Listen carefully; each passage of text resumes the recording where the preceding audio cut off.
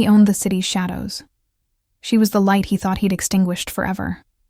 On the day he was supposed to secure his empire through marriage, she walked into his cathedral wedding. Not alone. Never alone again. 2 newborns in her arms. His eyes. His blood. His secret standing in front of 500 witnesses. She didn't come to beg. She came to destroy the illusion that he could ever escape what they were. What they made. This is the story of the woman who brought a crime lord to his knees, without saying a single word. Welcome back. I'm so close to 1,000 subscribers, and your support keeps these stories alive. If you love dramatic Afro-Korean romances, subscribe now. Then let's dive into a story that will break your heart and put it back together again. The cathedral doors opened with a sound that shouldn't have been audible over the organ music, but somehow Jinwoo heard it. Perhaps it was instinct. Perhaps it was the way the universe holds its breath before everything shatters. He stood at the altar in his custom Italian suit, his bride Melissa beside him in silk and diamonds worth more than most people earned in a lifetime. 500 guests filled the pews, politicians who owed him favors, businessmen who laundered his money, rival families who'd come to witness this strategic alliance that would make him untouchable. The priest was speaking. Latin words that meant promises Jinwoo had no intention of keeping beyond their practical purpose. Melissa's hand was cold in his. She smiled, but her eyes held the same calculation his did. This wasn't about love. It never had been. This was about power, territory, and the kind of peace that only comes through carefully arranged marriages between crime families. Then the doors opened. Jinwoo's head turned before he could stop himself. Every instinct he'd honed over 14 years in this business screamed that something was wrong. His bodyguards, positioned strategically throughout the cathedral, tensed. Hands moved subtly toward concealed weapons. But the figure in the doorway wasn't a threat. Not in the way they were trained to recognize. She wore a simple black dress that somehow made her more striking than any of the designer gowns in the room. Her dark skin seemed to glow in the stained glass light filtering through the windows. Her hair, which he remembered loose and wild, was pulled back severely. Her face was thinner than he remembered, exhausted in a way that spoke of sleepless nights and impossible choices. Amara. The name hit him like a physical blow. 9 months. She'd been gone 9 months, disappeared so completely that even his extensive network of informants couldn't find her. He'd told himself he didn't care, that she was just another woman, that what they'd had was just a distraction from the weight of his empire. He'd told himself that lie every single day, but it was what she carried that made his heart stop completely. 2 infant car seats, 1 in each hand. The babies couldn't have been more than a few weeks old. They were tiny, wrapped in blue blankets, and even from this distance, even with 500 people between them, Jinwoo could see. They had his eyes. The cathedral fell silent. The organ music died mid-note. Melissa's hand dropped from his. Her sharp intake of breath was the only sound in the vast space. Amara walked down the center aisle with the kind of quiet dignity that comes from having nothing left to lose. Her heels clicked against marble. Each step was a declaration. Each breath was a challenge. She didn't look scared. That was what struck him most. She should have been terrified. Walking into a room full of the most dangerous people in the city. Interrupting the wedding of a man who could make her disappear with a single word. But her chin was raised. Her eyes were clear. When she reached the front, she stopped. 10 feet away. Close enough that he could see the exhaustion in her face, the milk stains on her simple dress, the way her hands trembled just slightly as she held those car seats. Close enough that everyone in the cathedral could see what she carried, who they resembled. Amara. His voice came out rougher than he intended. Her name felt foreign on his tongue after months of trying to forget it.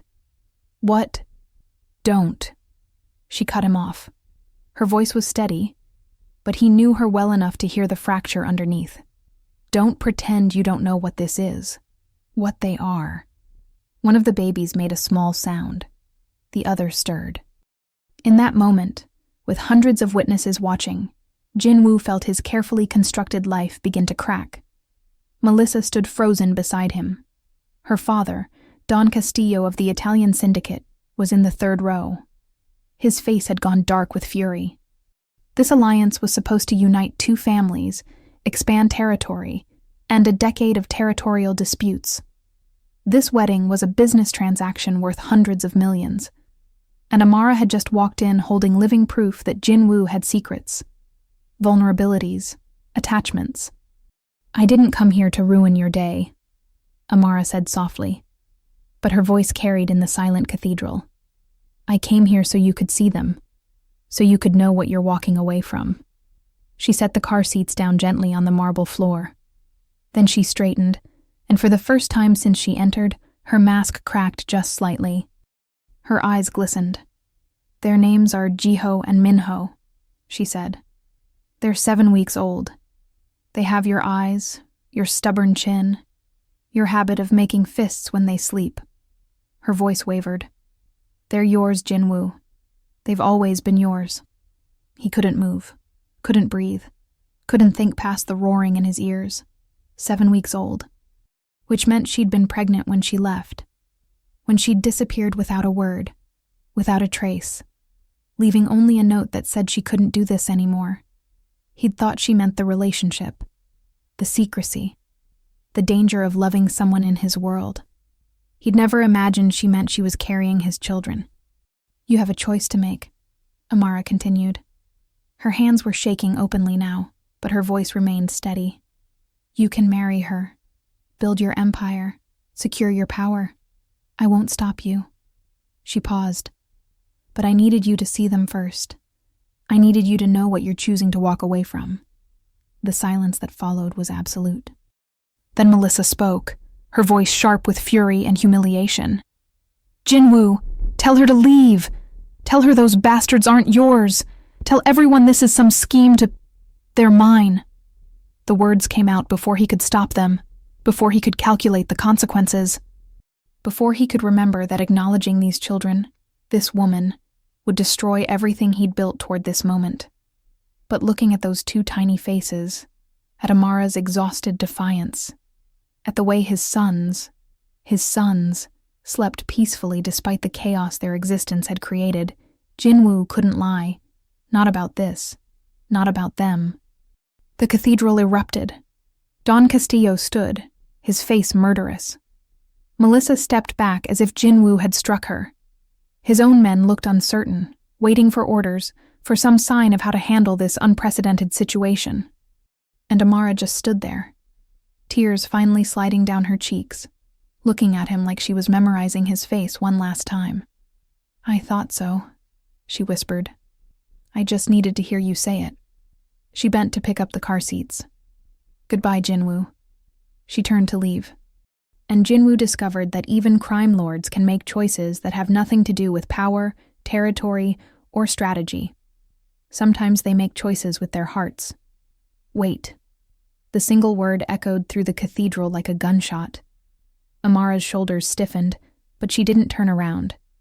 Jinwoo watched the way her hands gripped the car seats tighter, knuckles pale against her dark skin. Behind him, Melissa was saying something. Her voice was sharp, cutting. Her father had started moving toward the altar, his men following. The priest had backed away, sensing danger in the way animals sense earthquakes. Jinwoo didn't hear any of it. The roaring in his ears had become a singular focus. The woman walking away, carrying pieces of him he didn't know existed until 7 minutes ago. "Amara, stop." This time she turned. Slowly. Her eyes met his, and he saw everything she'd been hiding behind that brave mask. Exhaustion, fear, heartbreak, but also something fiercer. A mother's protective fury that would burn down the world before letting anything harm those babies. "Why?" Her voice was barely above whisper, but it cut through the chaos. "So you can have your men escort me out? So you can offer money to keep quiet? So you can make this convenient for your empire?" She laughed, but there was no humor in it. "I don't want your money, Jinwoo. I want them to have a father." "You think I don't?" The words came out harder than he intended. Melissa gasped behind him. He could feel his carefully constructed world collapsing with each second. But he couldn't seem to care. You disappeared. For 9 months, Amara. 9 months. Do you have any idea? I know exactly what I did. Her voice gained strength. I left because I was pregnant by a man who belongs to a world that destroys everything it touches. I left because I didn't want my children growing up in your shadow, learning that power is more important than love, watching their father become more monster than man. The accusation hit him like a physical blow. Around them, the cathedral had descended into controlled chaos. Guests were murmuring, standing, reaching for phones. Don Castillo had reached the altar, his face purple with rage. Jinwoo. The Don's voice was dangerously calm. You will address this situation. Now. But Jinwoo's eyes never left Amara's face. You didn't give me a choice. What choice? Her laugh was bitter. The choice to tell you I was pregnant so you could install me in some apartment? Visit once a month between your real life? The choice to make our sons your secret? Your shame? Your convenient problem to throw money at? She shook her head. I knew what I was to you. What we were. A distraction. A moment of weakness. I wasn't about to let my children be your guilty conscience. You don't know anything. His hands had curled into fists. He wanted to cross the distance between them, to grab her shoulders, to make her understand. What? That she was wrong? That she'd been more than a distraction? But even as the thought formed, he knew the truth was more complicated. He'd never told her what she meant to him. How she was the only person who made him feel human. How, when he was with her, he wasn't the crime lord or the boss, or the monster everyone feared. He was just Jinwoo. Just a man. But he'd never said those things. He'd kept her secret, separate, hidden from his world. Because he told himself he was protecting her. He'd never asked what she wanted, what she needed. He'd just assumed she would always be there when he needed to remember what it felt like to be alive. Melissa's hand grabbed his arm. Her perfectly manicured nails dug in. Jinwoo, this is your last chance. Choose. Now. He looked at his bride-to-be. She was beautiful, brilliant, and completely empty of anything resembling real emotion. This marriage was a business arrangement. They both knew it. Her family needed his connections in the Korean underworld. He needed their legitimacy, their political power, their ability to launder his operations through respectable channels. Together, they would be unstoppable. But standing there, with Melissa's cold fury on one side and Amara's exhausted defiance on the other, Jinwoo realized something that should have been obvious from the beginning. Unstoppable meant nothing if you had no reason to be alive. He removed Melissa's hand from his arm gently but firmly. I'm sorry. Don't. Melissa's voice went icy. Don't you dare.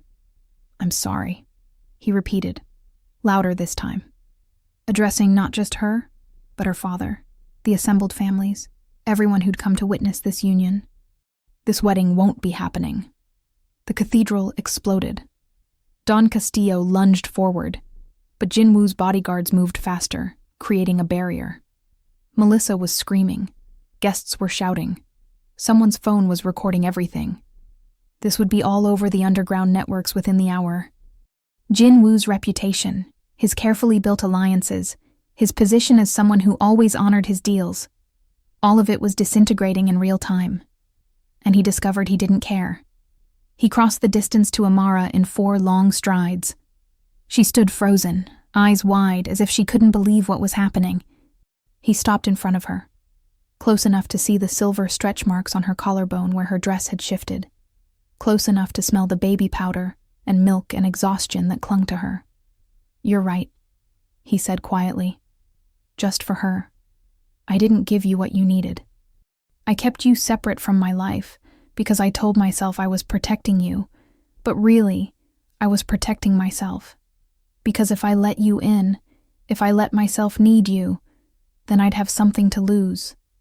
And men in my position can't afford vulnerabilities. Her eyes filled with tears. Jinwoo, but I already lost you once. And I just found out I have sons. His voice cracked on the last word. So maybe I'm done being the man who's too afraid to lose things to actually live. He knelt down, slowly, giving her time to stop him. His hands were shaking as he reached for the car seats.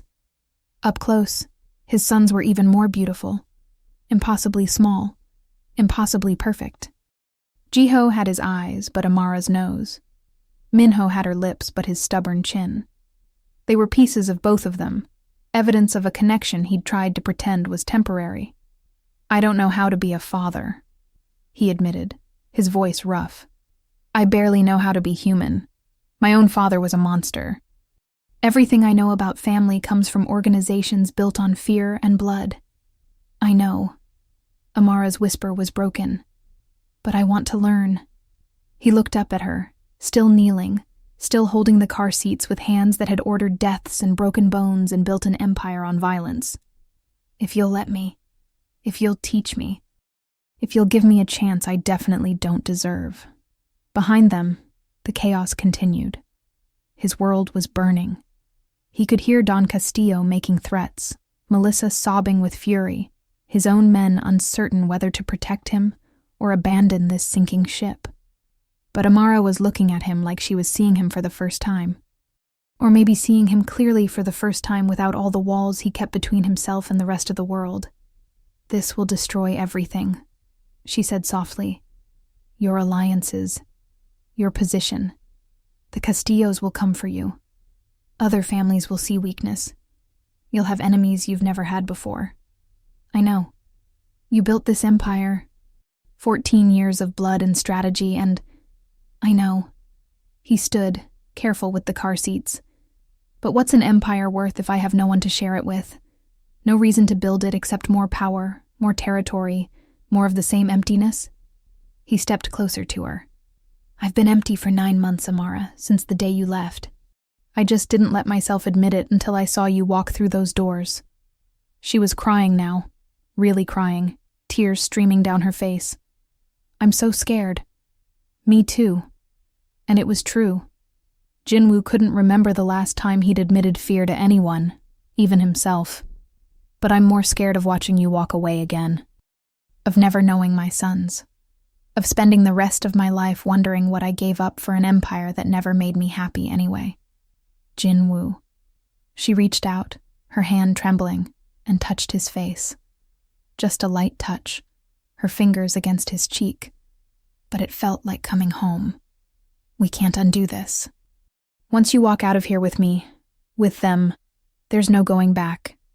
He turned his face into her palm, closing his eyes. Behind him, he could hear his second-in-command, Dae-won, trying to calm the situation. It wasn't working. The Castillos were out for blood. Other families were recalculating their alliances. His wedding day had become a declaration of war. Then we don't go back, Jinwoo said. He opened his eyes, meeting hers. We go forward. Together. As a family. Family. She tested the word like it was foreign. Maybe for both of them, it was. He held out his free hand. An offering. A question. A choice. Amara looked at it for a long moment. Then slowly, she placed her hand in his. And Jinwoo led his family out of the cathedral, leaving his wedding, his bride, and his carefully constructed empire burning behind him.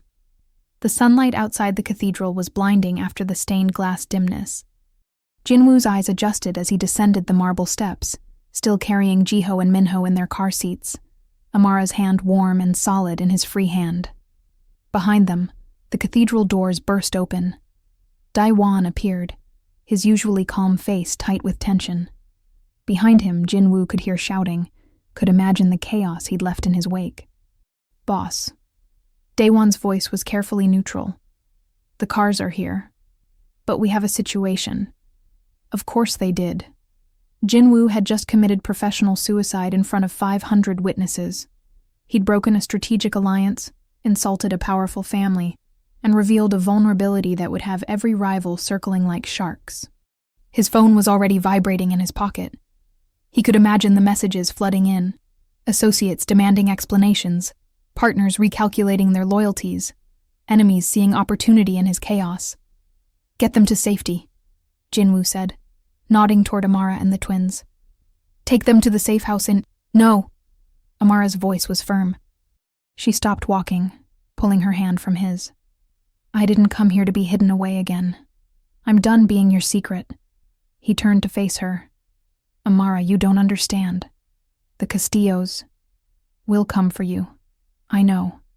She lifted her chin, that fierce defiance back in her eyes. I knew that when I walked in there. I knew what it would mean. But I'm not running anymore, Jinwoo. If we're doing this, if you're really choosing us, then we face it together. All of it. Daewon cleared his throat. Boss, with respect, she has a point. Hiding them now would only delay the inevitable. Everyone in there saw. By tonight, every family from here to Los Angeles will know about your sons. About her. He paused. Hiding them makes them targets. Keeping them close, making them visible. That's the only protection that might work. Jinwoo wanted to argue. Every instinct screamed to lock Amara and his sons away somewhere safe, somewhere the violence of his world couldn't touch them. But he'd learned something in 14 years of this life. Fear makes you vulnerable. Running makes you prey. And Amara was right.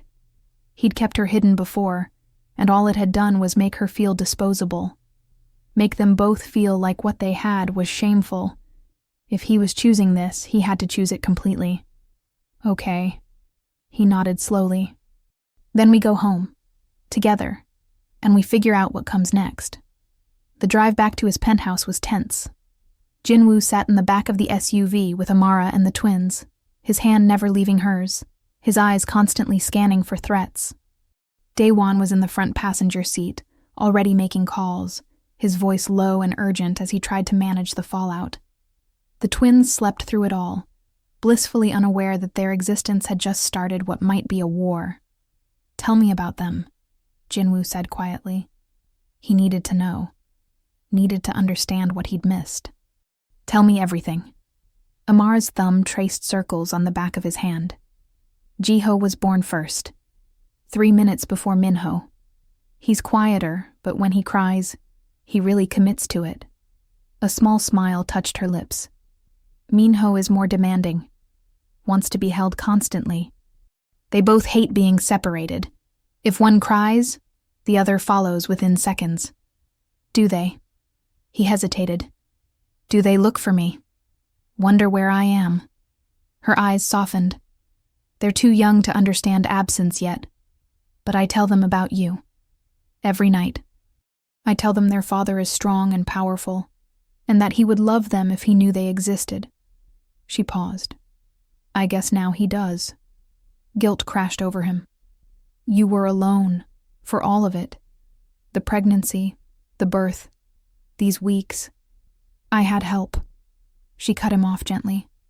My sister took me in. She didn't ask questions, just made space for us. The birth was.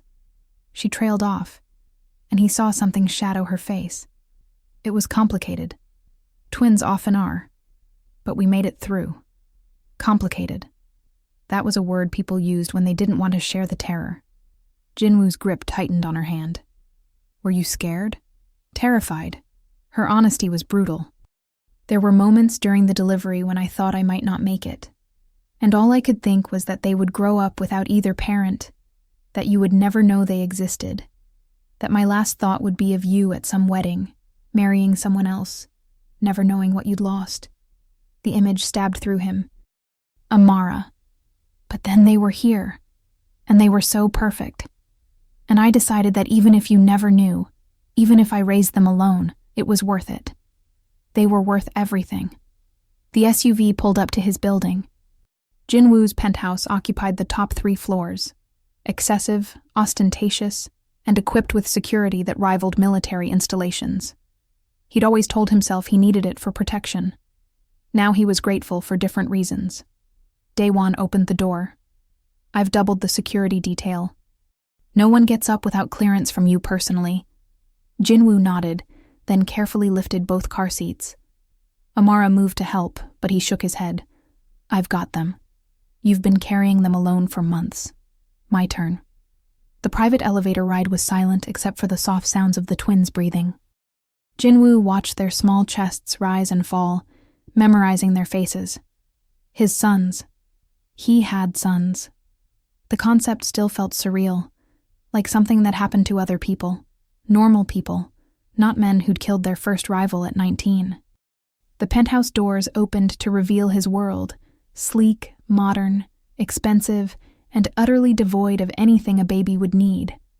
No cribs, no changing tables, no soft surfaces or bright colors, or any indication that children could exist in this space. Amara stepped in, looking around with an expression he couldn't quite read. "We'll need supplies. Diapers, formula, bottles. I'll have everything delivered within the hour." Day one was already on his phone. "Cribs, clothes, whatever you need. 2 of everything," Amara added. "They're not good at sharing yet." Jinwoo set the car seats down carefully on his leather couch, then straightened. The juxtaposition was almost comical. His sons in their simple carriers, surrounded by furniture that cost more than most cars, in a space designed for one ruthless man who'd never imagined needing warmth. "This is going to take some adjusting," he murmured. Amara laughed, but it was gentle. "You think?"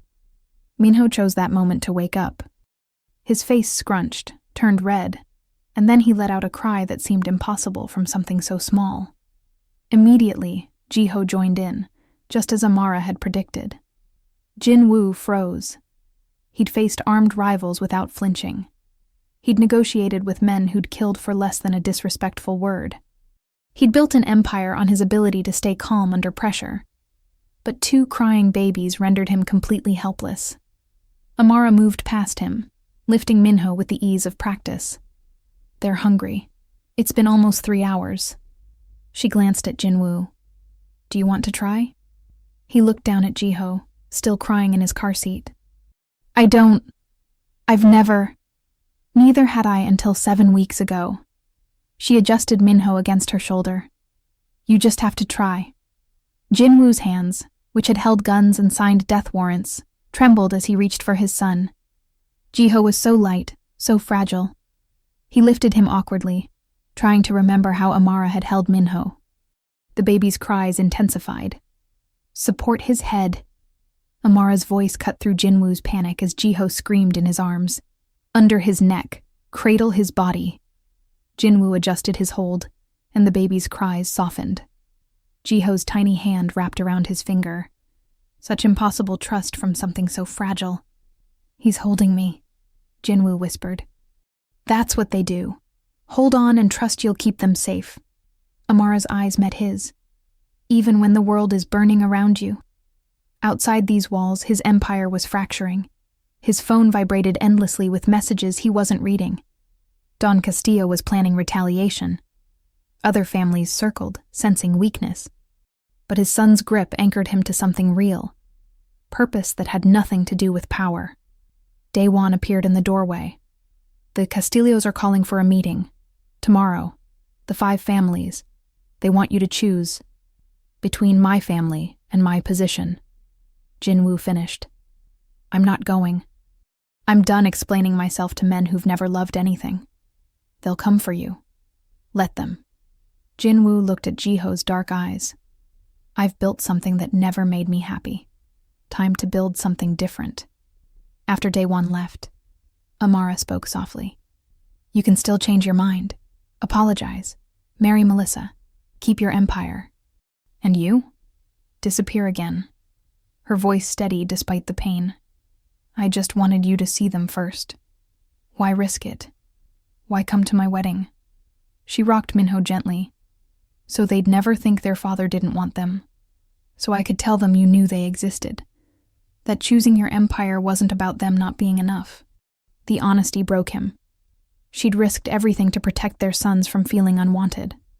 Jinwoo crossed to her, still holding Jiho. "I'm choosing you.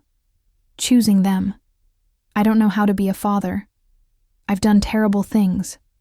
I know what you are. Then you know I'll fail at this. Probably." Her sad smile. "But you're the only father they have. And you're the only man I've ever loved enough to terrify me. They'd never said it before, never acknowledged that what they felt went deeper than desire. I loved you too, Jinwoo admitted. I was just afraid, because loving you meant having something to lose. And now? Now I already lost you once. It was worse than any threat to my empire. He looked at both his sons. These boys exist because of one night I forgot to be afraid. Amara leaned against him. The Castillos will come. This won't be easy. Nothing worth having ever is. Your empire can burn. I'll build something our sons can be proud of.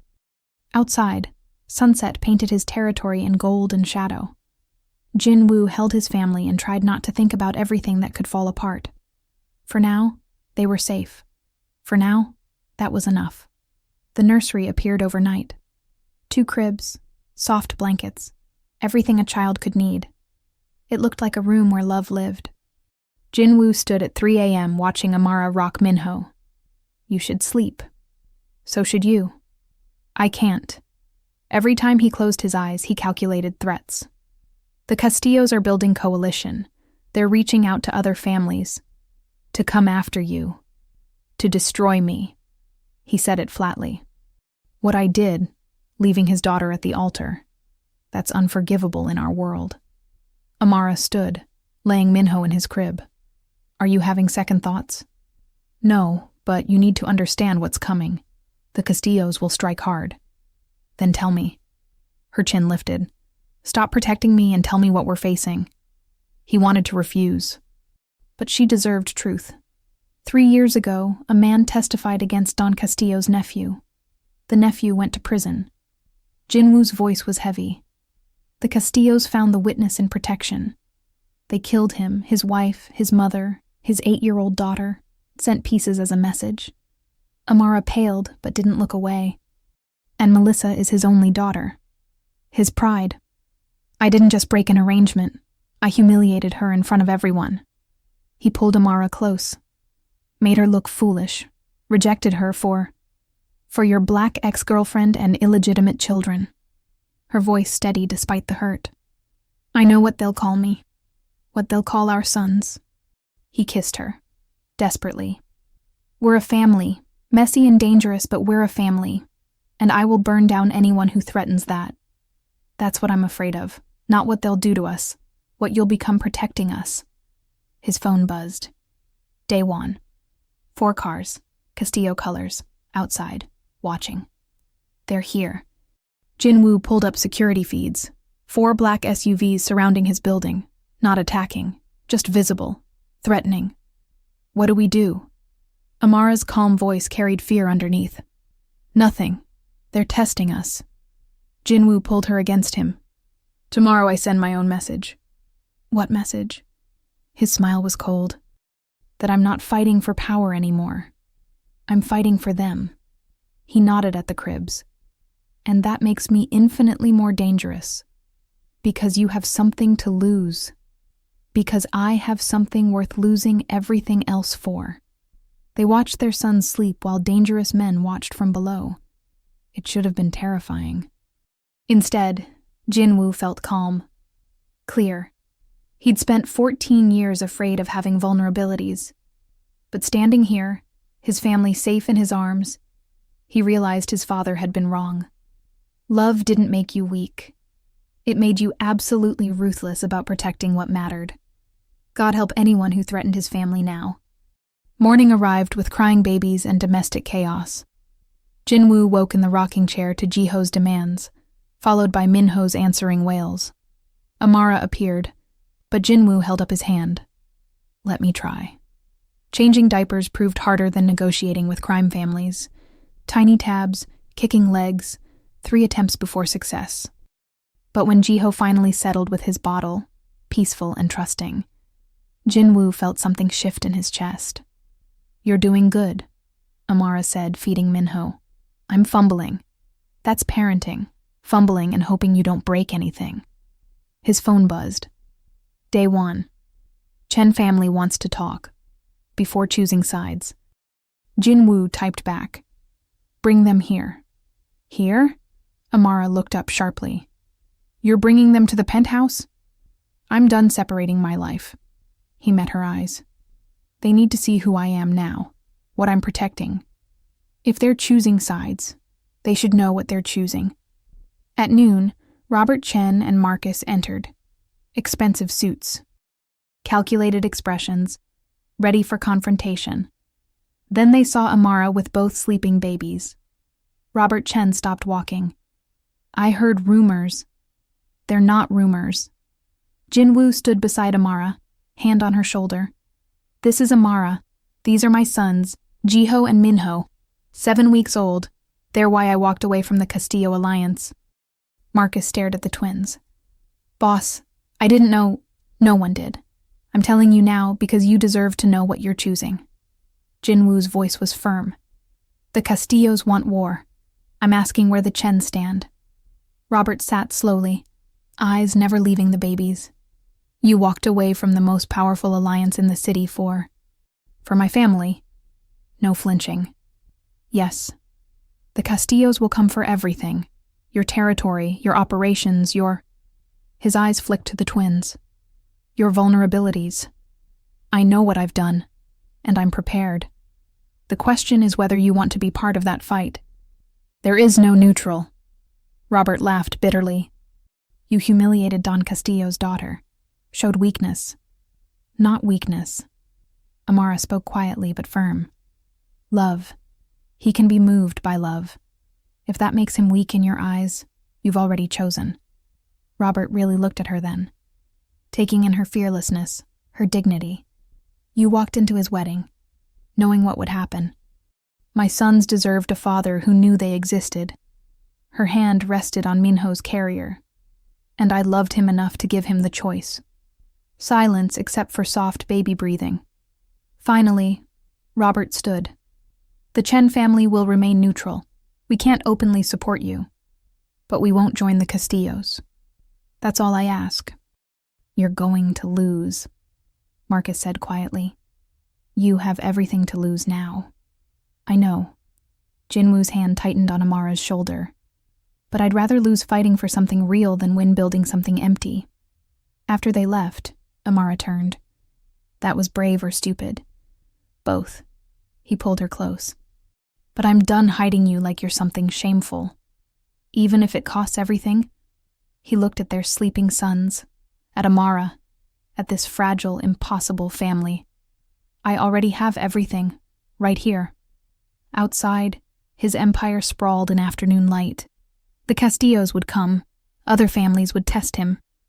Nothing about this would be easy. But for the first time in 14 years, he was fighting for something worth the cost. His sons stirred. Amara's hand found his. Jinwoo stood guard over his new empire, ready for whatever came next. The end.